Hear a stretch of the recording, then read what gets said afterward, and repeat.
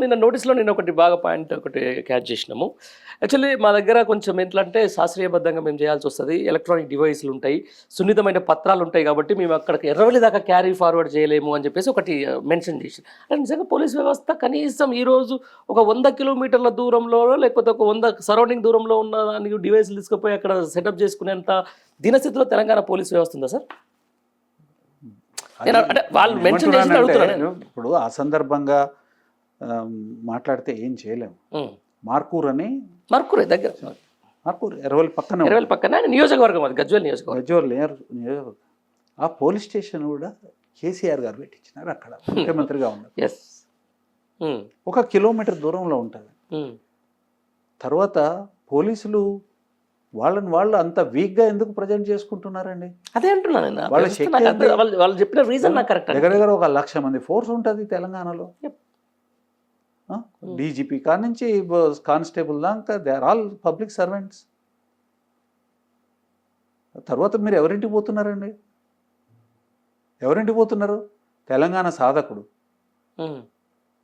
పోరాటం మొత్తం ప్రపంచంలో జరిగిన శాంతియుతంగా జరిగిన పోరాటాలలో రెండోది సక్సెస్ఫుల్గా జరిగింది.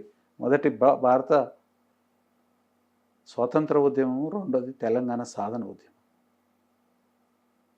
గాంధీ గారి నాయకత్వంలో ఏదైతే శాంతియుతంగా పోరాటం జరిగి స్వతంత్రం ఎట్లయితే సాధించుకుందో, తెలంగాణ ఉద్యమం కూడా కేసీఆర్ గారి నాయకత్వంలో పూర్తిగా శాంతియుతంగా జరిగి తెలంగాణను సాధించుకుంది.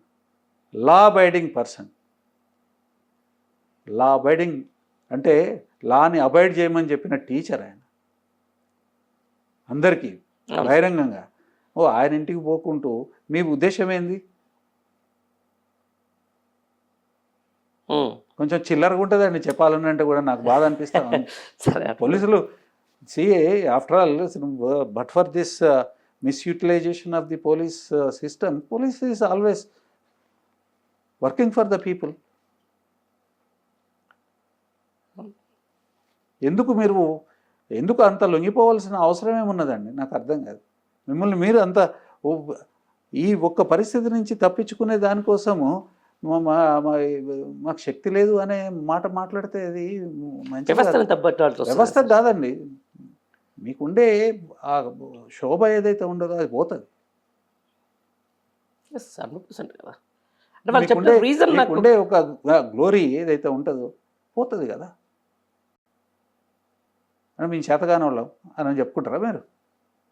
మీకు హక్కు లేదు.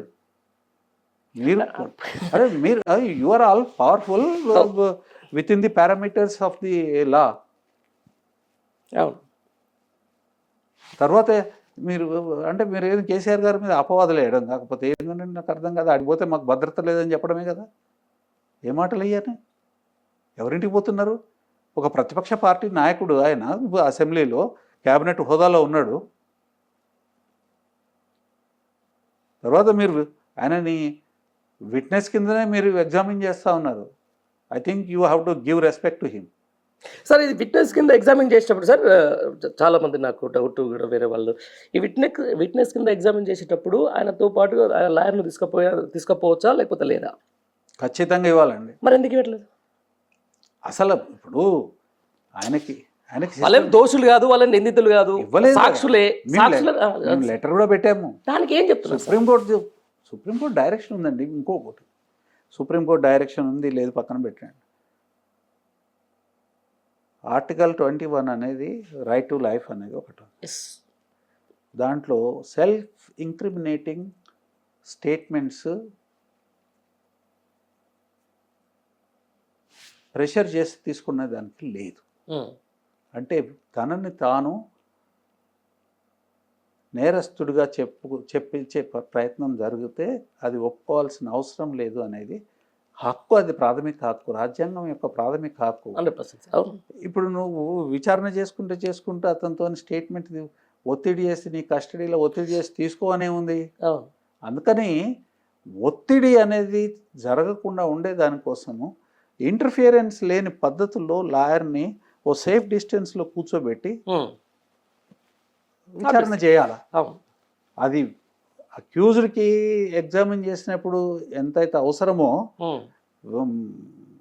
విట్నెస్ని సాక్షిని ఎగ్జామిన్ చేసేటప్పుడు కూడా అంతే అవసరం. అవును సార్. ఇప్పుడు నిష్పక్షపాతంగా జరగని పరిస్థితులలో ఇవాళ కాంగ్రెస్ పార్టీ నాయకత్వం ఈ కేసు వెనకాల అన్ని రకాలుగా ఇన్వాల్వ్ అయి ఉన్నది. మరి వాళ్ళ ఒత్తిడితోని విట్నెస్తోని వాళ్ళ మీద సాక్ష్యం ఎక్స్ట్రాక్ట్ చేయొచ్చు కదా. ఇప్పుడే వచ్చింది సార్ వార్త, రేపు సిట్ విచారణకు హాజరు కానున్న కేసీఆర్ అని చెప్పేసి కూడా ఓకే హాజరవుతా ఉన్నారు. తెలంగాణ భవన్ వద్ద ఏర్పాట్లను పరిశీలించిన ఎమ్మెల్సీ సెంబిపూర్ రాజు. అంటే భవన్ దగ్గరికి వస్తారా సార్? యాక్చువల్లీ భవన్ దగ్గరకు వచ్చి పోతారు, భవన్ దగ్గర ఉంటారు. చూశారు కదా ఇప్పుడు. అవును, ప్రజాస్వామ్యం బతుకున్నట్టే. ప్రజాస్వామ్యం కాదండి, కేసీఆర్ గారికి చట్టం మీద ఎంతో గౌరవం ఉన్నది అని. ఆయన గొడవ చేయొచ్చు, కోర్టుకు పోవచ్చు, అవును పోవట్లేదు. ఎస్, పోలీసు వ్యవస్థ పరువు కాపాడండి కదా ఇప్పుడు. ఆబ్వియస్లీ తప్పు జరిగిన వాళ్ళ నుంచి తప్పు జరిగిన అవును కాపాడాడు కదా. అవును సార్, క్లియర్ ఇప్పుడే. మరి కాబట్టి ఇప్పుడు పద్ధతి గల వాళ్ళు కన్సిస్టెంట్గా ఉంటారండి, ఎప్పుడు ఒకే మాదిరిగా ఉంటారు. వారు ఏది చెప్పినారో అదే చేస్తారు. వారు ఏం చెప్పినారు?